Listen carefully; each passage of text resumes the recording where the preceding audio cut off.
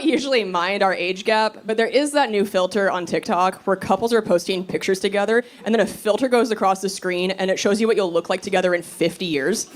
Like it ages you. So I did that with a picture of me and my boyfriend, and when the filter went across the screen, it just made him disappear.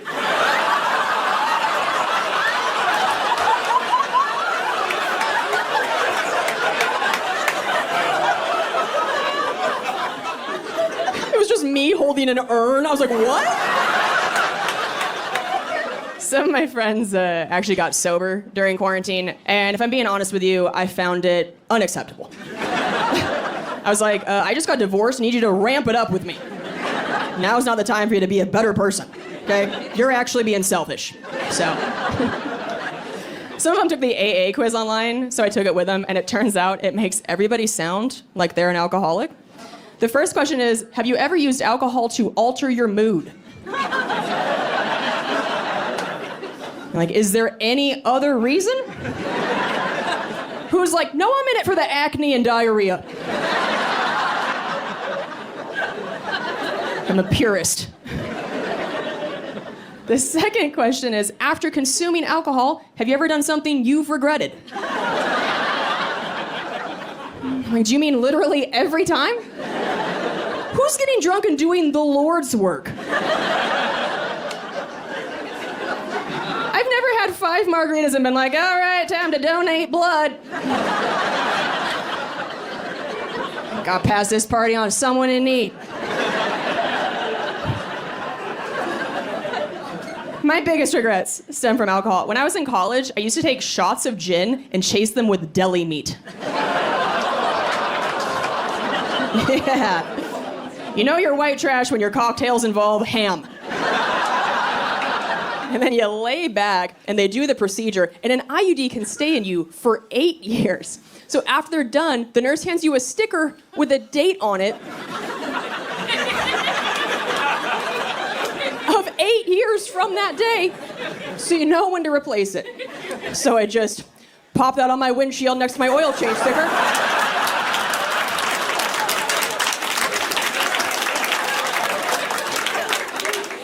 Where else am I gonna put that thing? I got one that says Valvoline, one that says Volvoline. I just look at just keep an eye. He's also the first guy I've ever been with who has had a vasectomy. So I had some questions about that. I was like, when you finish, is it clear? Like that white Gatorade flavor?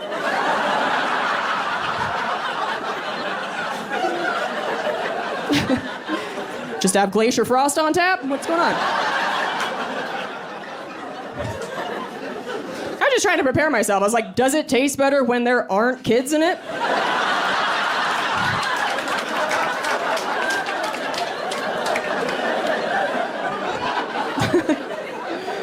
It's like, or maybe it's just air, right?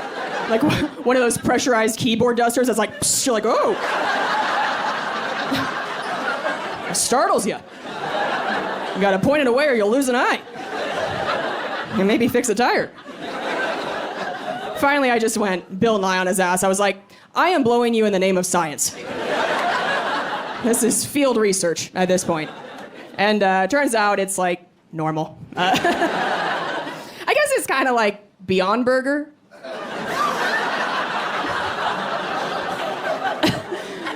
Like it looks the same.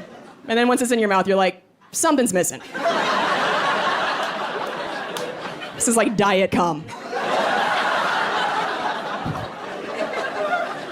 When he and I got together, we had that conversation about labels, because I felt ready to be called boyfriend and girlfriend, and he goes, you know, being in my 40s, I feel like I'm a little old to be called somebody's boyfriend, but if you call me your man friend, it sounds like I'm not allowed in your playgrounds. I was like, all right, well, what are you gonna call me? And he goes, I'll just be like, this is my lady.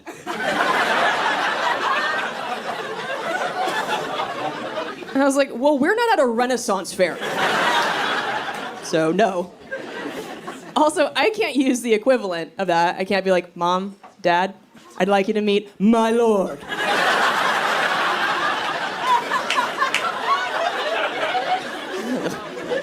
I just sat next to a very old man on a plane recently, and I had my notebook out, and he leans over and goes, "It's nice to see somebody writing and not on their phone." And I was like, "Aw, he doesn't know I'm writing jokes about cum."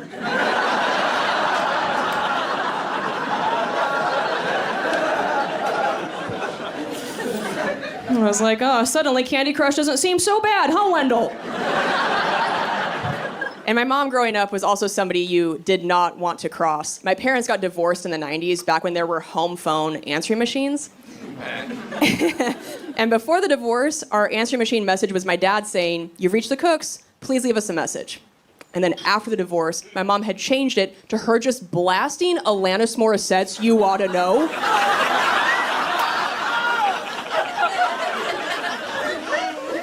So every time my dad would call, my mom would let it go to the machine so that if he wanted to leave a message for her, every time, he first had to sit through the lyrics, "And I'm here to remind you of the mess you left when you went away."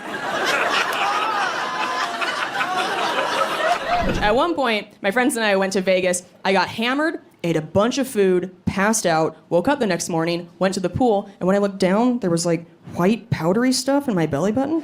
And I was like, "Oh God, did I do coke for the first time last night?"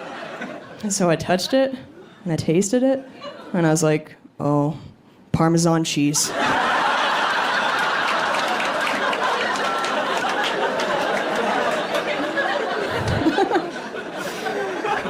My friends told me that apparently I ate 7 slices of pizza like a wild boar.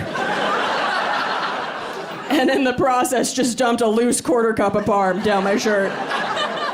And then let it collect in my belly button like some sort of Pizza Hut stripper. I thought it'd also be fun to shoot it here since I'm now also a Midwesterner. Thank you. Yeah, I moved to Minnesota last year in the month of January. And that's how you die. 8-month winters are fucking brutal. God. When I hit my 1-year mark of living there, some of my friends were like, "Oh, how did you celebrate?" I was like, "Oh, I just walked into my bathroom like it was a prison cell and etched one tally."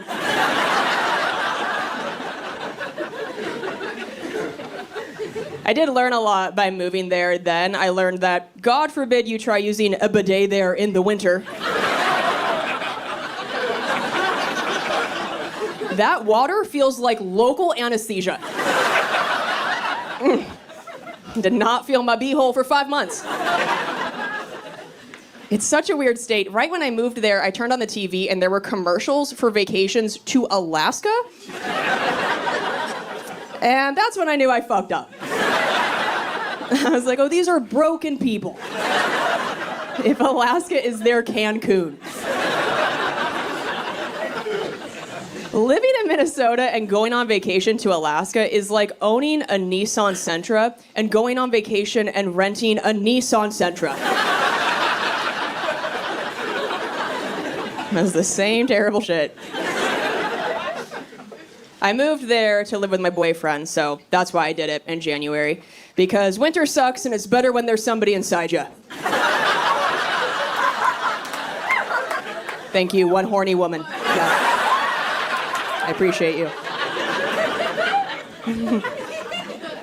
Minnesota was a tough sell, though. I found out also when I got there that they have some of the highest state taxes. I was like, for why? You're cold and expensive? That's like a dog who's ugly and bites. Put it down. Let's get out of here. Skedaddle. And I moved there from Washington, where there are no state taxes. So now anytime my boyfriend tries to start a fight with me, I'm like, "Oh, let me remind you that being your girlfriend now costs me $38 a day. Your dick is a very expensive toll road.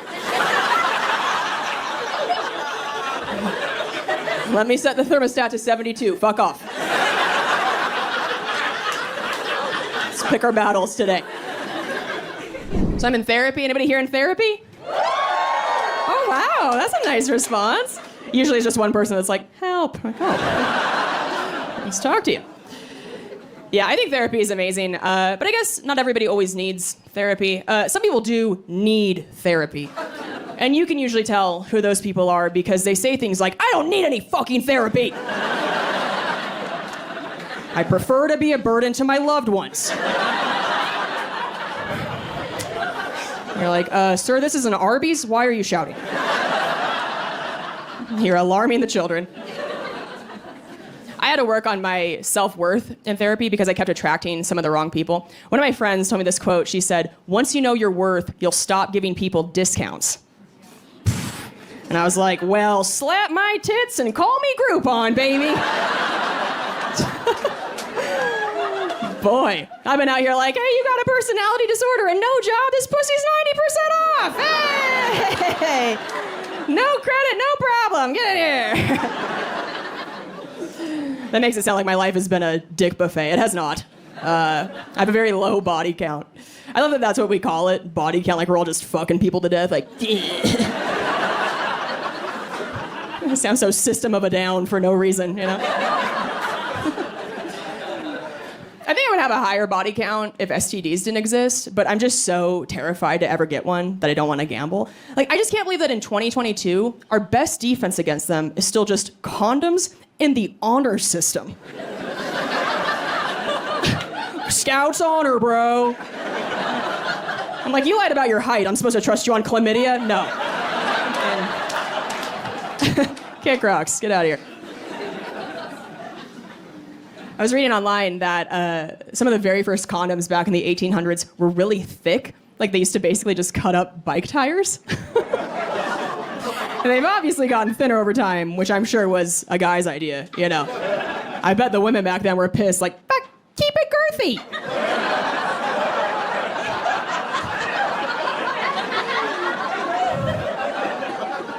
Keep that deep dish condom on. We don't have electricity. This is the only joy I have. I had a woman come to one of my shows recently who I think was from the 1800s. She was very old. And she came up to me afterward and she was like, I was a makeup artist for 30 years. And at this point I'm thinking, oh, I think she's about to compliment my makeup. That's so nice. And then she goes, your face was so oily when you were on stage. It was the only thing I could look at. The lights were hitting it so bright that I had to squint to look at you. And that's when I heard my brain say, well, tonight's the night we go to jail for throat punching someone's nana. Do you just hit a certain age where you walk around like, fuck it, burn it to the ground? Like, just traumatizing people? I'm like, who is this woman's poor husband? You know? We gotta save him. I just picture him getting out of the shower and she's like, your balls make me sick.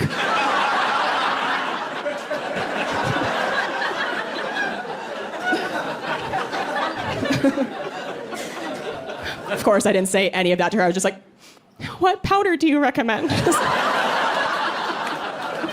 I have no backbone.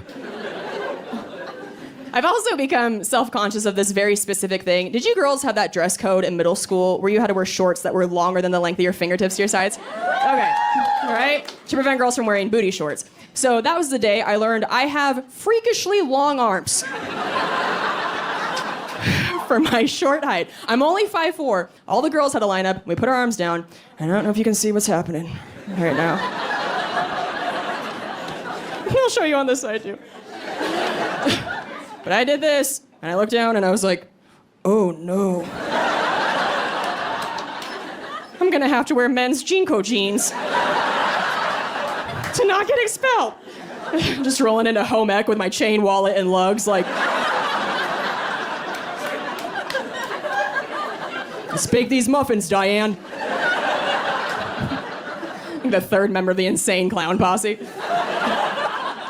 I don't know much about the Insane Clown Posse, but it does make me laugh picturing those guys having to take their makeup off at the end of the night. Because they seem so tough on stage, like, I'm gonna stab this dude and bang your chick. And then 2 hours later, they're like, these Neutrogena wipes are lovely.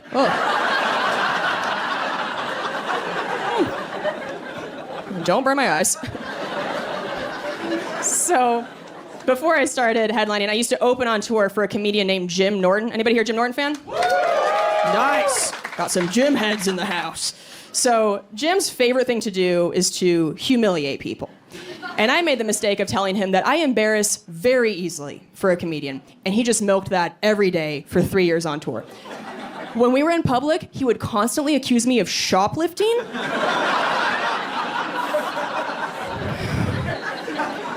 We would be checking out at a CVS pharmacy, and just deadpan in front of the cashier, he would turn to me and go, "Are you not gonna pay for all the things in your purse?"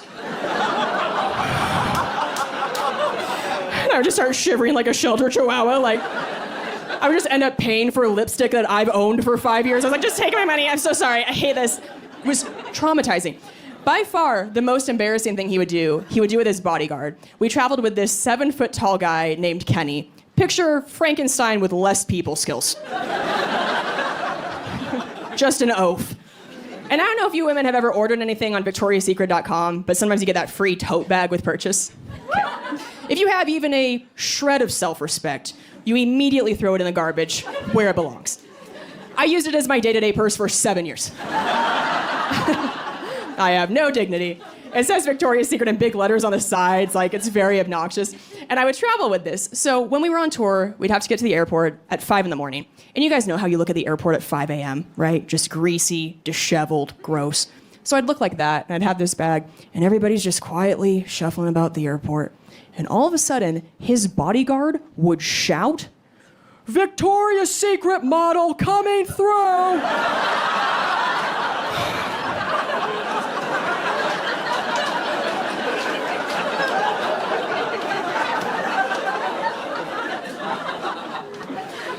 And everybody, and I mean everybody, would stop and look at me wide-eyed and then go, do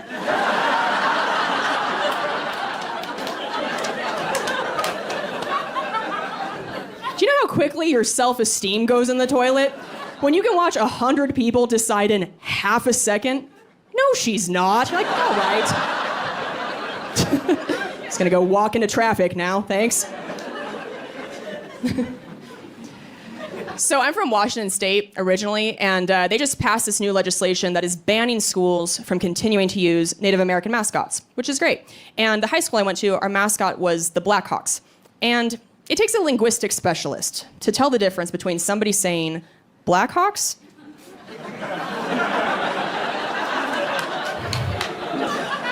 and black cocks.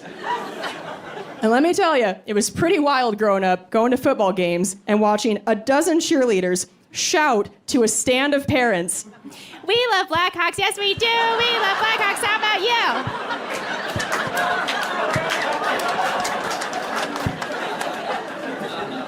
And then watching everybody on the other team be like, "What the fuck?"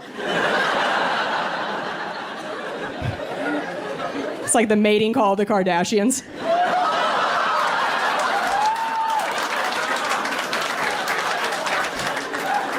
So I had my bachelorette party down in Vegas, and we went to the Magic Mike live show. Has anybody here been to the Magic Mike live show? Oh, we got a few. Oh, are you still wet? Hey.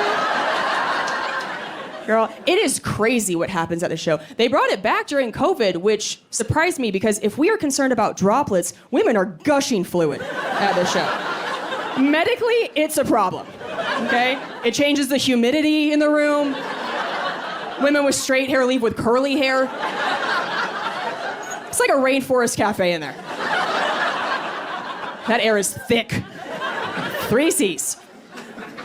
But now that the show's back, you gotta go. Oh, it is the cream of the cock. Just, oh. Chef's kiss. For 2 hours, these oiled up six-packs just grind the stage, and they sing to you, they lick whipped cream off your body, and then they bring some women on stage, and then they take your top off, and then they take your pants off, and then they fuck you. No, I'm kidding. I just want to see how far you guys would go with me on that part. Did you hear how quiet it got in here? Oh. Could you feel every woman just slowly leaning further forward in their seat? Like, I'm pulling out her phone, checking flights to Vegas. Like, taxi! Were you like, was I in the bathroom when that happened? How did I miss that? No, they don't do that. That'd be pretty dope. Probably charge a lot more for tickets. But you do get a lot for your money. At the end of the show, they do bring some women on stage, and then they put you in harnesses, and they put one of the guys beneath you, and you get to, like, ride the men into the sky like Free Willy.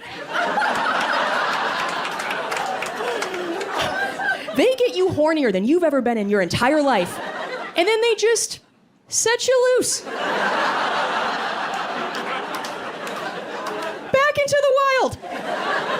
Single dudes, if you were ever trying to fuck in Vegas, just go stand outside the Magic Mike exit. Like a catcher. We're running out of there, holes open like a starfish, ready to go.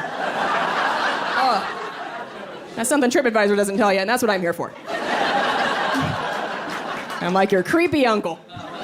Just helping you get laid.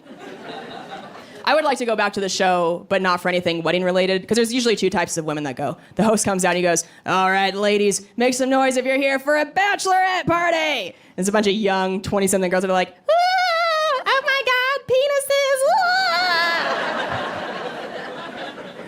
And then the host goes, all right, now who here's celebrating a divorce? And it's just one table of women in their 40s like, give me your dick. You're like, oh my God. I do actually want to try and keep the magic alive with Chad for as long as I can. And my ex and I got pretty gross together toward the end. He and I always lived in a place that only had one bathroom, and he would go in there and take 45-minute man shits. And I finally asked him, I was like, hey, why does it take you so long to do that? And he goes, well, my doctor told me that it's bad to push, so I don't push.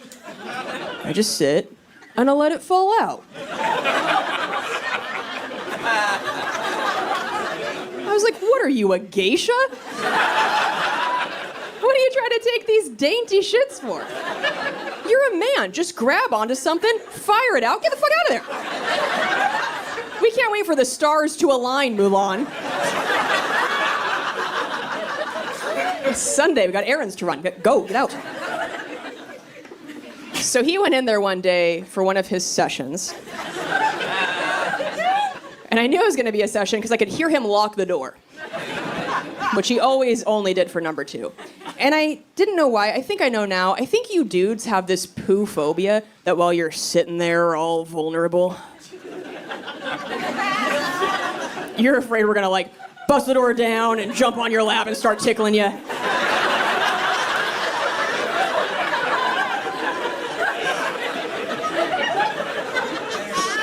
Like, I'm not Steve-O. Why would I do that?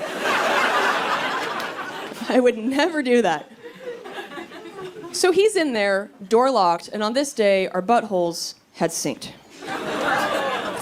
And I was like, oh no. Because I have IBS, so when I gotta go, I gotta go. So I texted him, and I was like, hey, I'm about to shit my pants. Siren emoji.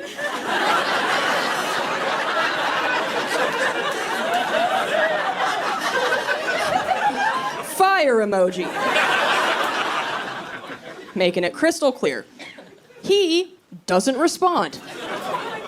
I can hear his phone get my text, and I hear him just swipe out of it and continue to watch Parks and Rec. I'm like, you motherfucker. So now I realize I do not have access to a toilet, and I've got some demons coming down the chute. I am in apocalypse survival mode. So I start frantically looking around our apartment for a substitute toilet. The first thing I see is the kitchen sink. I know. Right away, I was like, too high.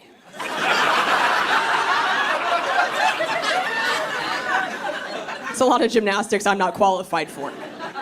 Next thing I see is my ex's favorite hat, which emotionally felt like the right choice, because I was ready to soft serve him some piping hot justice. But I was like, ooh, that's a small surface area. I'm not confident in the aim. You guys know how I feel about urine samples. It's like, if you can't pee in a cup, you can't poop in a hat. That's a Dr. Seuss book we all grew up with. Everybody knows you can't do that.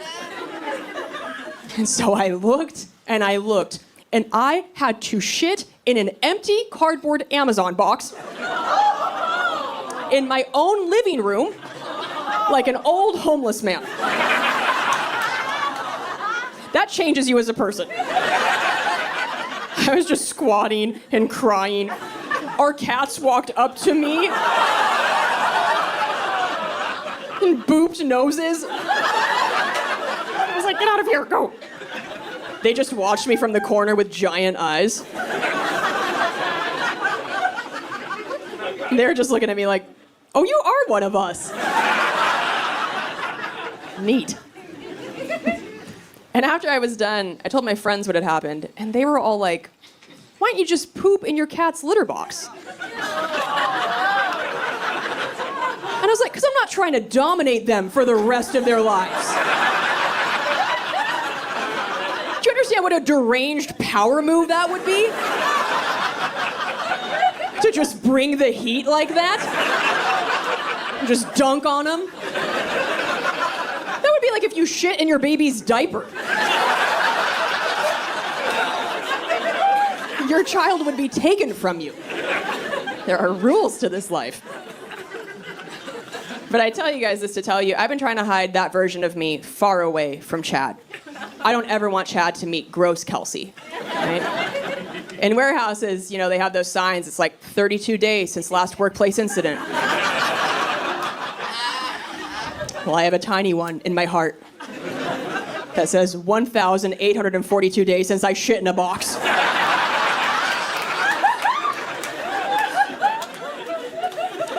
I'm trying to keep that number very high. But when Chad and I moved in together last year, we celebrated, we went out, we drank a bunch of tequila, and then the next morning, I got Chipotle.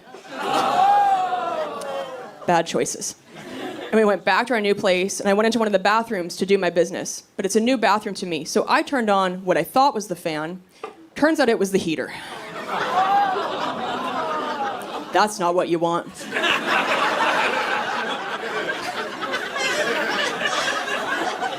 That takes a normal number 2 smell and turns it into a Woodstock 99 porta potty. Immediately. As I'm in there sweating and panicking, I'm like, oh, fuck. And I finish up and I walk out and I close the door behind me, which is the universal sign for, give it a sec.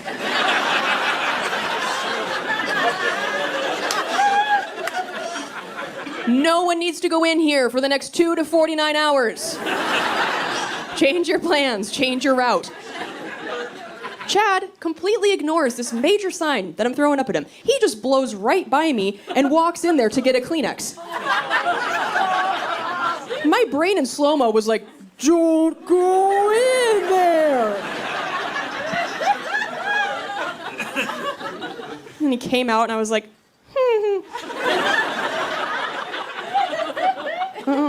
I am so sorry.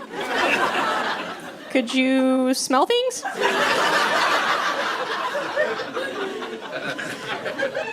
And he goes, I couldn't smell anything. You're fine. And I was like, oh, thank God. You might want to take a COVID test.